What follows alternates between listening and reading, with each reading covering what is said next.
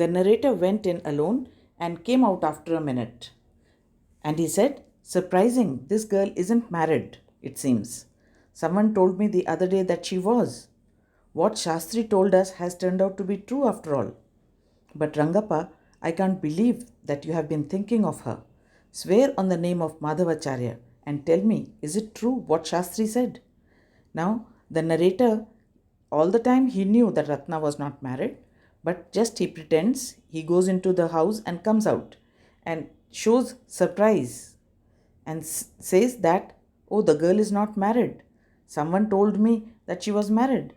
And now he says that, "See, the Shastri, whatever he's told us is true after all." Then he asks Ranga that, "I can't believe it, that you've been thinking of her. Swear on the name of Madhavacharya and tell me, is the Shastri, is what the Shastri said true?" Madhavacharya was a Vedantic philosopher in South. I do not know whether anyone else would have been direct. The narrator, he did not know if anyone would be so direct. Ranga admitted. To his surprise, Ranga admitted, "There is greater truth in that Shastra than we imagine."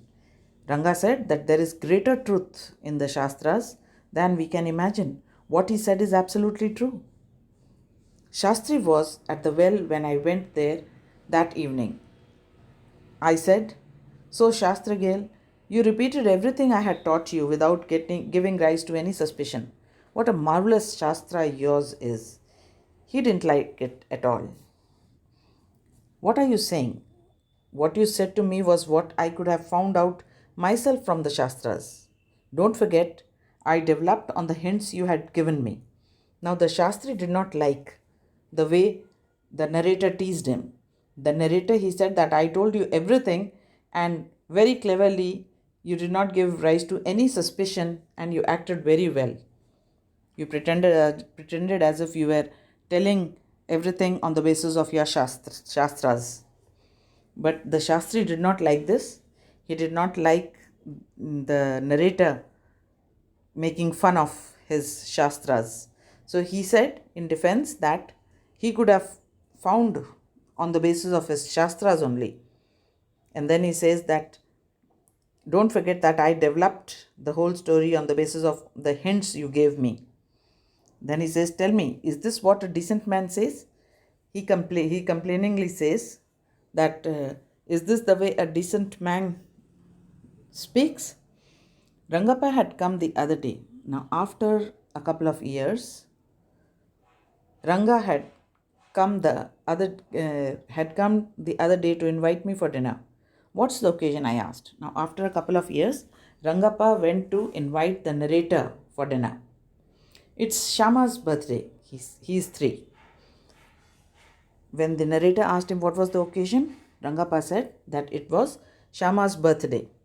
Now, he was 3.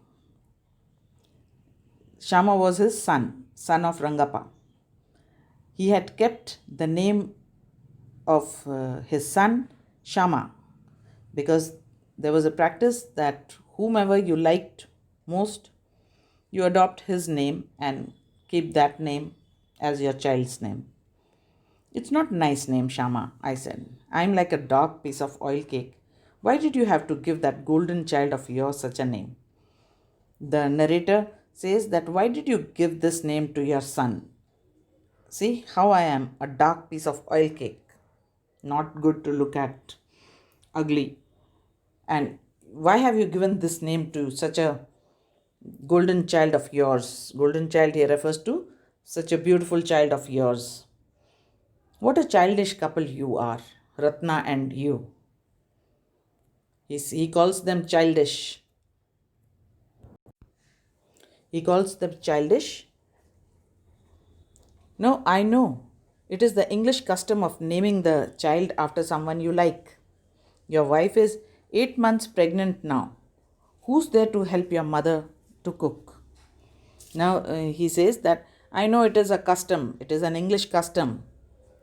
It is an English custom that Ranga followed of keeping the name of the child on someone's name whom you like." And then he says that your wife is 8 months pregnant. Who is helping your mother to cook? My sister has come with her. So his sister had come to help the mother cook food. I went there for dinner. Shama rushed to me when I walked in and put his arms round my legs. Now, when the narrator went for dinner, Shama, the little boy of Ranga, rushed to him and clung to him, putting his arms round his legs. I kissed him on his cheeks and placed a ring on his tiny little finger. He kissed the baby boy and put a ring on his small little finger. Allow me to take leave of you, reader. I am always here, ready to serve you. You were not bored, I hope.